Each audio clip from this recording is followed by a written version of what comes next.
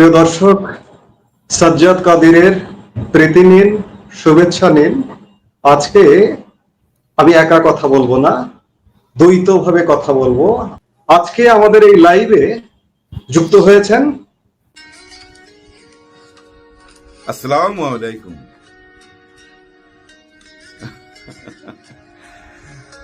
এখন গানটা দুঃখ হয়ে গেছে, স্যাড হয়ে গেছে।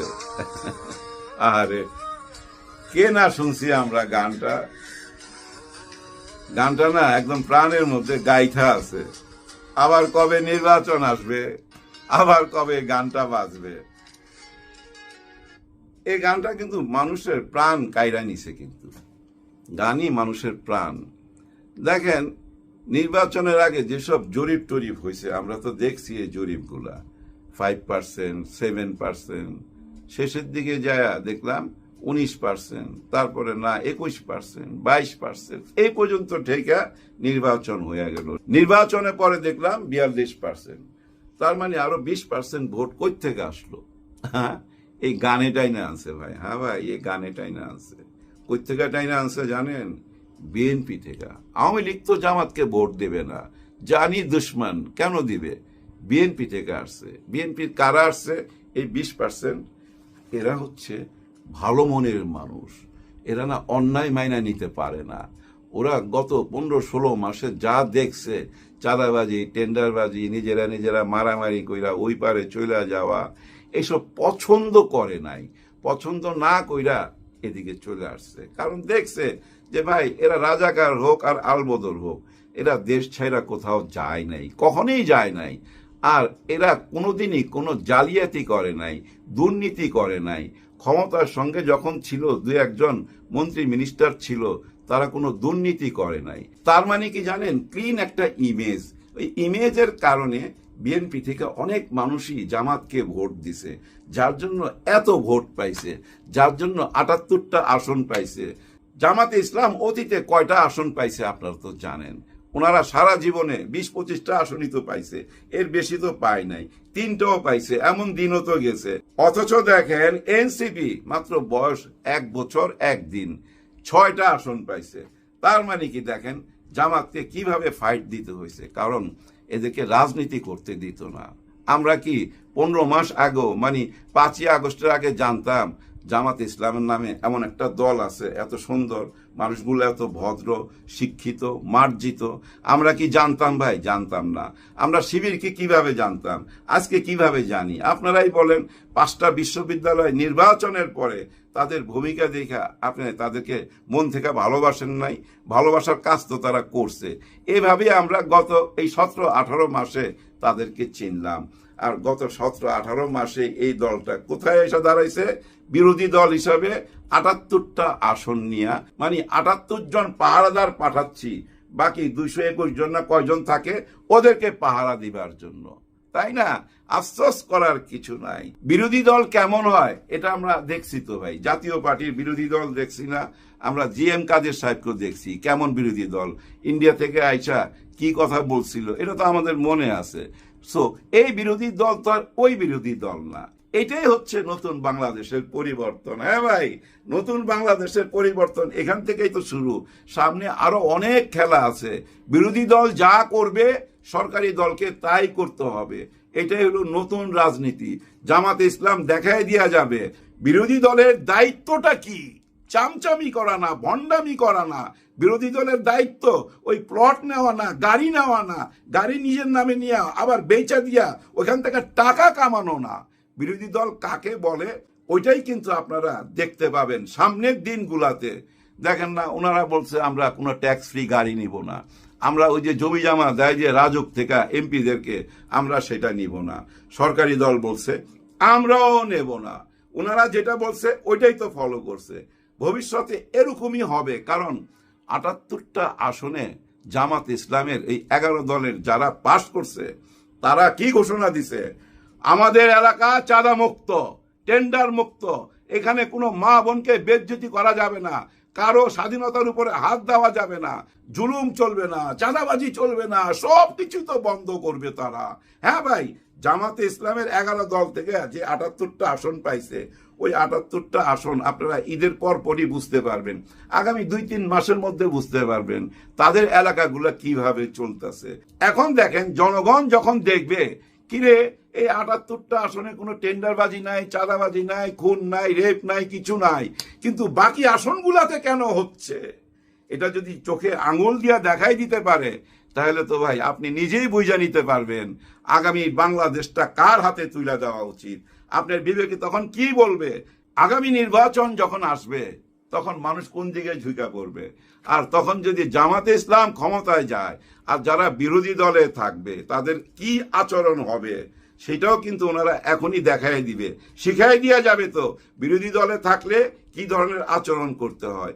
সে আচরণের মধ্যে দিয়েই কিন্তু আগামীতে যারা বিরোধী দলে আসবে তাদেরকে যেতে হবে ঠিক ওই রাস্তায়। এখন জামাত ইসলাম যে রাস্তায় যাচ্ছে ওই একই রাস্তায় যেতে হবে।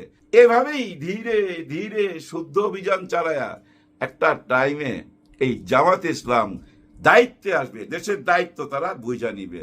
ওই সময় বেশি দূরে না, ঘাবড়াইবার কিছু নাই, সবকিছু পজিটিভলি নিতে হবে।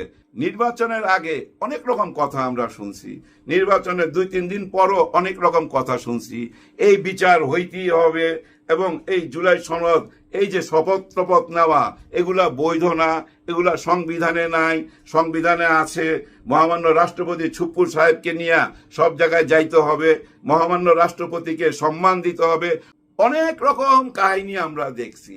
কিন্তু বাস্তবতা কি? বাস্তবতাটা দেখেন, ওনারা সবকিছুই মাইনা নিতেছে, জুলাইকে মাইনা নিতেছে। বিচার কার্যক্রম যেভাবে চলতেছিল আন্তর্জাতিক বিচার ট্রাইব্যুনালে সেটা চলমান থাকবে এবং বিডিআর এর কথাও তুইলা নিয়ে আসছে, সবকিছুই কিন্তু ঠিক আছে।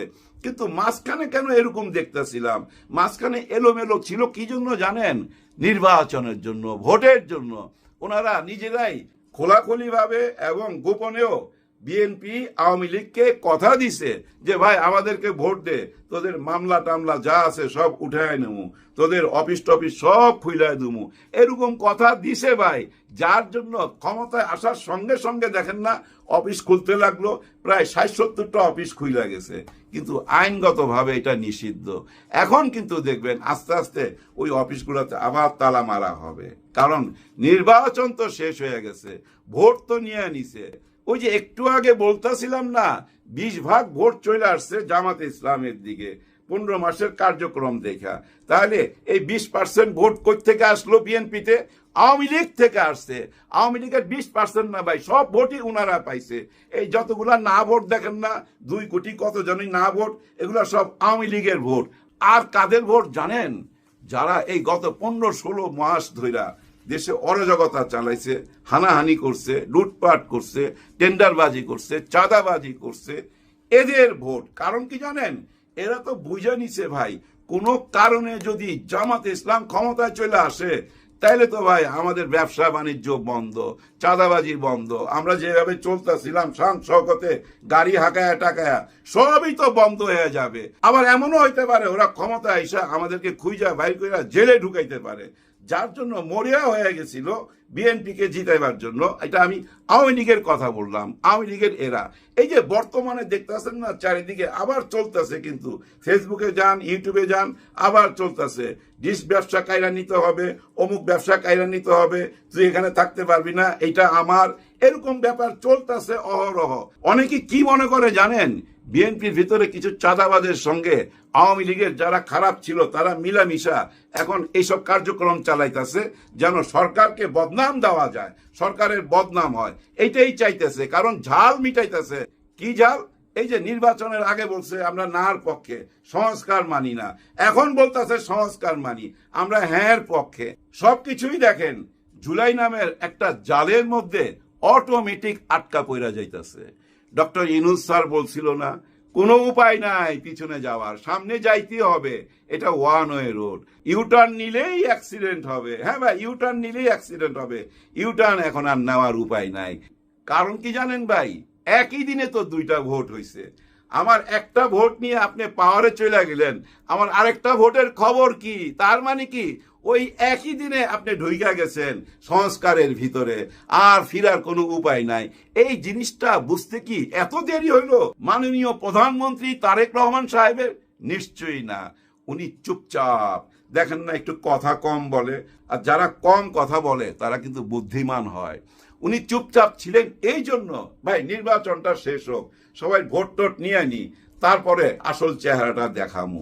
বলছেন আই হ্যাভ এ প্ল্যান, এইটাই প্ল্যান। দেখবেন এই জুলাইয়ের সাথেই থাকবে। এই জুলাই উনাকে কত বড় সম্মান দিছে। জুলাইয়ের সাথে কেউ গাদ্দারি করবে না, গাদ্দারি করার কোনো রাস্তা নাই তো। আপনাকে একটা জালের মধ্যে আটকা ফেলাইছে তো ডক্টর ইউনূস স্যার। উনি এমন ভাবে সংস্কার কইরা রাখা গেছে, আর ওই সংস্কারের ভিতর দিয়ে এখন সবাইকে যেতে হবে, কারণ সবাই ওই জালে আটকা পড়ে গেছে। পিছনে যাওয়ার কোনো উপায় নাই, কেউ কোনো দুশ্চিন্তা করবেন না। রাজনৈতিক অনেক কথাবার্তা চলবে, কথাবার্তা শুনে কেউ ঘাবড়াইবেন না। ওনারা কিন্তু ভিতরে ভিতরে তলে তলে সব এক জায়গায় আসতেছে, কারণ জুলাই সনদটা টোটালটাই তো একটা ফ্যাসিবাদের বিরুদ্ধে, তাই না? আর ওই ফ্যাসিবাদ কারা ছিল? ওই ফ্যাসিবাদের সঙ্গে যদি আপনি লড়তে চান তাহলে সবাইকে এক জায়গায় আসতে হবে, এবং ধীরে ধীরে সবাই এক জায়গায় আসতেছে। বহু রকম সমালোচনা শুনবেন, বহু রকম গুজব শুনবেন, কোনো কিছু মাথায় নিবেন না। আগামী 1 বছর ধৈর্য নেন, আগামী 1 বছর ডক্টর ইউনূস স্যার আকারে ইঙ্গিতে ইশারায় উনাদের পিছনে আছে, মানে সরকারের পিছনেও আছে, জামাতে ইসলামের পিছনে আছে। উনি 1 বছরে দেশ থেকে কোথাও যাচ্ছে না। উনাকেও কিন্তু সর্বোচ্চ নিরাপত্তা দিয়া ডক্টর ইউনূস স্যারকে রাখা হয়েছে। হ্যাঁ, ডক্টর ইউনূস স্যারকে সর্বোচ্চ সম্মান দিয়া, ইজ্জত দিয়া রাখা হয়েছে। সবাই মিলে চেষ্টা করলে নতুন সংস্কারের মধ্যে দিয়ে এই দেশটা আগায় যাবে ভাই, কেউ আটকায় রাখতে পারবে না। সবার জন্য সবাই দোয়া করবেন। আসসালামু আলাইকুম রহমতুল্লাহি ওয়া বারাকাতুহু। সম্মানিত দর্শক, ত্রয়োদশ জাতীয় সংসদ নির্বাচনের পর সংসদ সদস্যদের শপথ গ্রহণ, তারেক রহমানের নেতৃত্বে নতুন সরকারের কার্যভার গ্রহণ এবং সারা বাংলাদেশে এখন বিএনপির যে জয় জয়কার চলছে, সেই জয় জয়কারের প্রেক্ষিতে দেশের প্রধান বিরোধী দল জামাত, যাদের কিনা 11টি দলের একটি জোট রয়েছে, তারা আসলে কেমন আছে? তারা কি সার্বিক পরিস্থিতিতে খুব সুস্থ অবস্থায় আছেন, নাকি তাদের মধ্যে ক্ষোভ বিরাজ করছে? এবং তাদের মধ্যে যদি ক্ষোভ বিরাজ করে, এক্ষেত্রে ক্ষমতাধর বিএনপি যারা আছেন বা ক্ষমতাসীন বিএনপি আছেন, তাদের জন্য কি কি ক্ষয়ক্ষতির কারণ হতে পারে, এই বিষয়গুলো নিয়ে সংক্ষেপে আলোচনা করব। প্রথমত, আজকের যে অবস্থানে আমরা আছি, আওয়ামী লীগ মুক্ত একটি বাংলাদেশ এবং শেখ হাসিনার 15 বছর শাসনের পর বিএনপি যে ক্ষমতায় এসেছে, ক্ষমতার নেপথ্যের যে শক্তি, সেটি হলো জুলাই আগস্টের 2024 সালের জুলাই আগস্টের যে বিপ্লব বা গণ অভ্যুত্থানের শক্তি এবং এটার স্পিরিট। বলা হয়ে থাকে যে জুলাই আগস্ট বিপ্লবের যে মাস্টার মাইন্ড, এটি অ্যাবসলিউটলি জামাত, এবং জামাতের প্ল্যান এ, বি বা জামাতের যে প্রক্সি টিমগুলো ছিল, তারাই আসলে এখানে মূলত এই জুলাই আগস্ট বিপ্লবের নেপথ্য কারিগর। পরবর্তীতে ডক্টর মোহাম্মদ ইউনূস ক্ষমতায় আসা, তারপর উপদেষ্টা মণ্ডলীদের ক্ষমতা গ্রহণ, এর সঙ্গে মার্কিন ডিপ স্টেট পলিসির অনেক সংযোগ ছিল, যোগাযোগ ছিল। কিন্তু কার্যত গত 17টি মাস ধরে সরকারের উপর যে আধিপত্য, বলতে গেলে শতভাগ আধিপত্য এবং নিয়ন্ত্রণ ছিল জামাতের এবং এনসিপির। তো সেই অর্থে তারা যেভাবে নির্বাচনের কথা ভাবছিল, যেভাবে বিজয়ী হওয়ার হিসাবপত্র কষছিল, সেটি হয়নি। এবং সেটি না হওয়ার কারণে তারা এই গত 17 মাস ধরে যে একটা সুখকর অবস্থায় ছিল, এটি হঠাৎ করে এখন তাদের জন্য বিষাদ সিন্ধুতে পরিণত হয়েছে। আপনারা জানেন যে গত 17 মাসে জামাতের বহু গুপ্ত ব্যক্তি, যারা দীর্ঘদিন বিএনপির মধ্যে ছিল, দীর্ঘদিন আওয়ামী লীগের মধ্যে ছিল, অনেকে সিভিল সোসাইটিতে মিশেছিলেন, তারা ইউনূস জমানাতে এসে হঠাৎ করে জামাতের যে আদি এবং আসল রূপ, এটি নিয়ে আত্মপ্রকাশ করলেন এবং সরকারের বহু জায়গাতে সম্মানজনক পদে, লোভনীয় পদে, মর্যাদাপূর্ণ পদে তারা বসে গেলেন। কিন্তু বিএনপি সরকার ক্ষমতা আসার সঙ্গে সঙ্গে অনেকটা ঝড়ের গতিতে, উল্কার গতিতে এই যে পদ পদবিগুলোতে জামাতের আধিপত্য ছিল, সেখানে রীতিমতো ব্যবচ্ছেদ করে দিয়েছে। অনেককে বাদ দিয়েছে, অনেকের চাকরি যায় যায় অবস্থা, এবং আগামীতে অনেকের বিচার হওয়ার বা অনেকের বিরুদ্ধে মামলা হওয়ার সম্ভাবনা প্রকট। বিশেষ করে ডক্টর মোহাম্মদ ইউনূস এবং তার উপদেষ্টা মণ্ডলীদের বিরুদ্ধে মামলা করার জন্য অনেক পক্ষ নিষ্পিস করছে। আওয়ামী লীগের লোকজন প্রাণান্ত চেষ্টা করছে, দরকার হলে তারা ফাইন্যান্স করবে। এমনকি সিভিল সোসাইটি থেকে অনেক লোক চেষ্টা করছেন, এবং এই মামলা মোকদ্দমা হলে সঙ্গত কারণে এর সঙ্গে জামাতের অনেকে জড়িয়ে যেতে পারেন। এক। ২ নম্বর হলো যে এখানে যে বিষয়টি ইন্ডেমনিটি দেওয়া হয়েছিল গত ১৭ মাসে, সেটা হলো পুলিশ হত্যা সহ আগস্ট মাসের পরে যে সকল ঘটনা ঘটেছে একটা নির্দিষ্ট সময় পর্যন্ত, এখানে অনেকগুলো খুন হয়েছে, জখম হয়েছে, হত্যাকাণ্ড হয়েছে, এবং এটিকে বিপ্লবের অপরিহার্য অংশ হিসেবে বর্ণনা করা হচ্ছে। এবং এই বিষয়গুলো নিয়ে যদি মামলা মোকদ্দমা হয় তাহলে অনেকেই ফাঁসবে। আর তার থেকে বাঁচার জন্য যে ইন্ডেমনিটি দেওয়া হয়েছিল, সেই ইন্ডেমনিটি যদি এখন বিএনপি জাতীয় সংসদে পাশ না করে, তাহলে সেক্ষেত্রে এই যে জামাত বলেছে তারা মাস্টার মাইন্ড, বা জামাতকে মনে করা হতো মাস্টার মাইন্ড, এই বিষয়গুলো নিয়ে জামাতের কপালে দুর্ভোগ আছে। কাজে জামাতের লোকজন ভালো অবস্থানে নেই, তাদের মধ্যে ভয়, আতঙ্ক, দ্বিধা, অস্থিরতা কাজ করছে। ইতিমধ্যে আমিরে জামাত হঠাৎ করে অসুস্থ হয়ে পড়েছেন, আবার হাসপাতাল থেকে তিনি সুস্থ হয়ে বিবৃতি দিচ্ছেন। যে সমস্ত লোক, জামাতের লোক, টেলিভিশনগুলোতে দাপিয়ে বেড়াতেন, তাদেরকে এখন দেখা যাচ্ছে না। বিশেষ করে জামাতের যে বৃহত্তম যে ব্যাংকটি রয়েছে, ইসলামী ব্যাংক, এই ব্যাংকে তারা যে কর্তৃত্ব স্থাপন করেছিল, সেখান থেকে যদি আবার তাদেরকে বের করে দেওয়া হয়, এবং এটা সম্ভাবনা খুবই বেশি। কেন্দ্রীয় ব্যাংকে তাদের যে আধিপত্য ছিল সেটি চলে গেছে। এখন কেন্দ্রীয় ব্যাংকের মাধ্যমে যদি ইসলামী ব্যাংকে আবার সে বোর্ড পুনর্গঠিত হয় এবং সেখানে এস আলম বা তার সমর্থিত যারা লোকজন আছেন তারা যদি ফিরে আসেন, জামাতের জন্য রীতিমতো ডিজাস্টার। রাজনীতি করার চেয়ে তখন তাদের যে আগের জমানাতে পালিয়েছিলেন, এটি তাদের জন্য লাভজনক হয়ে পড়বে। এর কারণ হলো যে ক্ষমতায় থেকে আসলে অপমান সহ্য করা যায় না।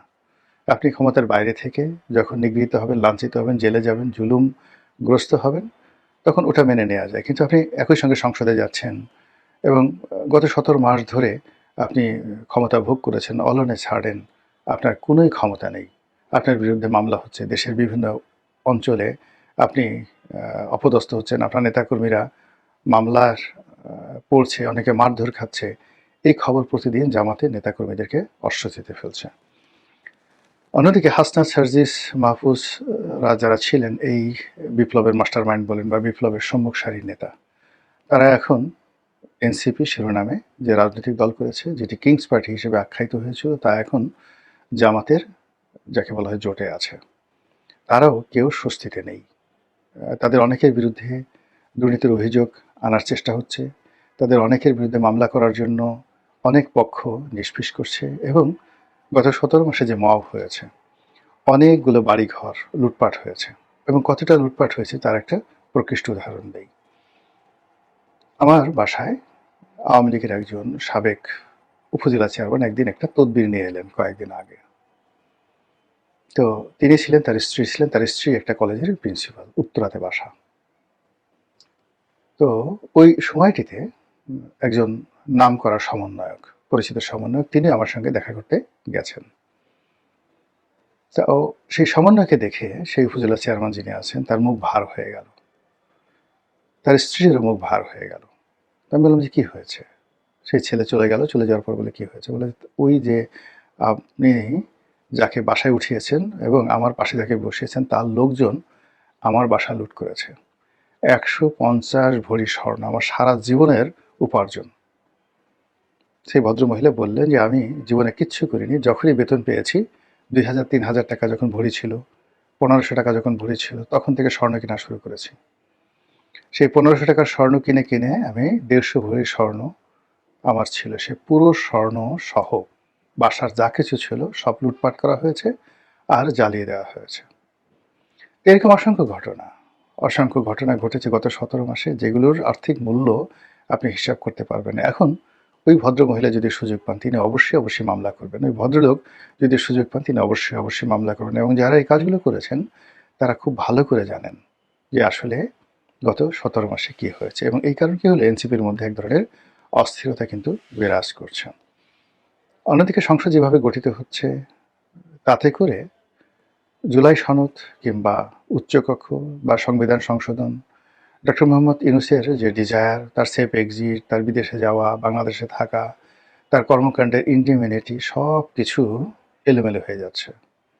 সরকার ঝড়ের গতিতে যেভাবে সিদ্ধান্ত নিচ্ছে এবং অনেক সরকারি কর্মকর্তা যেভাবে বিএনপির গুণগান গাইছে এবং বিএনপি যেভাবে সব কিছু নিজেদের করায়ত্ত করে নিয়েছে, তাতে করে একটা সময় যে আওয়ামী লীগ ছিল, আওয়ামী লীগের দ্বারা তারা নিষ্পেষিত হয়েছিল, কিংবা গত 17টি মাস ধরে তারা এই একটা নির্বাচনের জন্য ডক্টর মোহাম্মদ ইউনূসের পেছনে ছিল এবং তারা কোনো অবস্থাতে জামাতের সঙ্গে কনফ্লিক্টে যায়নি, তারা এনসিপির নেতাদেরকেও তোয়াজ করেছেন, তদবির করেছেন, এই জিনিসটি এখন তাদেরকে দেখে বোঝাই যায় না।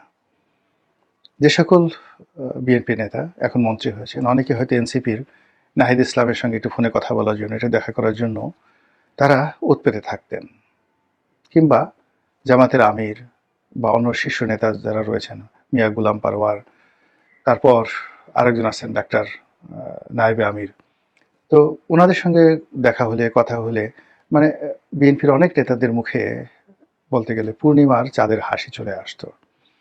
এখন জামাতের আমির ইচ্ছা করলেও বিএনপির সেই সকল নেতাদেরকে টেলিফোন করে পাবেন না, তাদের সাথে দেখা করতে গিয়ে ঠিক আগের মতো সেই অবস্থায় থাকবেন না। এবং তিনি তার যে দরবার, মগবাজার দরবার, তার বাসার যে যে বাসভবনটি, এটি যেভাবে গত 17 মাসে মূল্যায়িত হয়েছে, রাষ্ট্রদূত গিয়েছে, ব্যবসায়ী গিয়েছে, বিভিন্ন মানুষ গিয়েছে, তো এটা একটা আনন্দ আছে, এটা একটা তৃপ্তি আছে, সেই জিনিসগুলো এখন নেই। না থাকার ফলে কি হলো, জামাত সঙ্গত কারণেই বিক্ষুব্ধ। এই কারণে বিক্ষুব্ধ যে তারা যেভাবে চেয়েছিল সেভাবে হয়নি। তারা স্পষ্ট বলার চেষ্টা করছে যে নির্বাচনে ইঞ্জিনিয়ারিং হয়েছে, নির্বাচনকে নিয়ে নানা রকম চক্রান্ত হয়েছে এবং তাদেরকে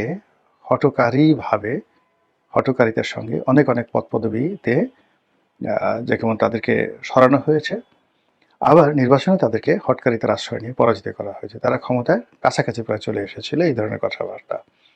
আরও অনেক কথা সামনে বেরোবে, সেই কথা হয়তো যখন রাজনীতির পরিস্থিতি উত্তপ্ত হবে তখন আরও অনেক কথা বের হবে। এখন কথা হলো যে বিএনপি এখন রাষ্ট্র ক্ষমতায় আছে, জামাত সেখানে অভিমান করলেই বা বিএনপিকে আসে যায়, রাগ করলে কি আসে যায়, বিক্ষুব্ধ হলেই বা কি আসে যায়। জামাত যদি নিজেদের কপাল নিজেরা সারাদিন ঠুকতে থাকে, তাতেও কি বিএনপির ক্ষতি হবে? অবশ্যই হবে। এই কারণে বোঝার চেষ্টা করুন, গত 17 মাসে গুপ্ত অবস্থায় থেকে তারা আওয়ামী লীগের মতো একটা শক্তিশালী দলকে, এবং সেই আওয়ামী লীগের যারা তাবেদার ছিল, তারা প্রমাণিত তাবেদার, ক্রসফায়ার বলেন, গুম বলেন, হত্যা বলেন, অর্থ বলেন, মৃত্যু বলেন, সব কাজে আওয়ামী লীগের যে সকল আমলা কামলা ছিলেন, তাদের যে এক্সপার্টিস ছিল, তার 100 ভাগের 1 ভাগ এক্সপার্টিসও এখন বিএনপির পক্ষে যারা দাবিদারি করছে তাদের নেই। তো সেই পক্ষটিকে টানতে টানতে টানতে টানতে 2024 সনের জুলাই আগস্ট মাসে এই জামাত এবং তাদের যে প্রক্সি গ্রুপগুলো রয়েছে, তারা অনেকটা ইরানের মতো করে যেভাবে তাদেরকে যুদ্ধের ময়দানে এনেছিল এবং নাস্তা নাবুদ করে শেখ হাসিনার ক্ষমতার পরিসমাপ্তি ঘটিয়েছিল, সেই অভিজ্ঞতা তারা কিন্তু জমা দেয় নাই। বা যদি বলা হয়ে থাকে যে এইখানে অনেক বিদেশি অস্ত্র, আমি বলছি না জামাত, কিন্তু এখন সবাই ওপেন সিক্রেট যে জুলাই আগস্ট বিপ্লবের সময় অনেক অবৈধ অস্ত্র ব্যবহৃত হয়েছে, স্নাইপার রাইফেল ব্যবহৃত হয়েছে, সেগুলো তো এখনো জমা দেওয়া হয়নি, উদ্ধার করা হয়নি। কাজেই এই অবস্থাতে জামাতের মাইন্ড করা, জামাতের বিক্ষোভ, জামাতের খুশি, রাজি নারাজি সব কিছুই কিন্তু সরকারের জন্য খুবই গুরুত্বপূর্ণ। বিষয়টি সরকার বা জামাত কিভাবে মূল্যায়ন করবে, নিজেরা নিজেদেরকে কিভাবে যাকে বলা হয় নেগোসিয়েশনের একটা জায়গাতে নিয়ে যাবে, বা একে অপরের কিভাবে প্রতিদ্বন্দ্বী হবে, এটা একান্তই তাদের ব্যক্তিগত ব্যাপার। মহান আল্লাহ আমাদের সবাইকে হেদায়েত দান করুন এবং হেফাজত করুন। আসসালামু আলাইকুম ওয়া রাহমাতুল্লাহি ওয়া বারাকাতুহু।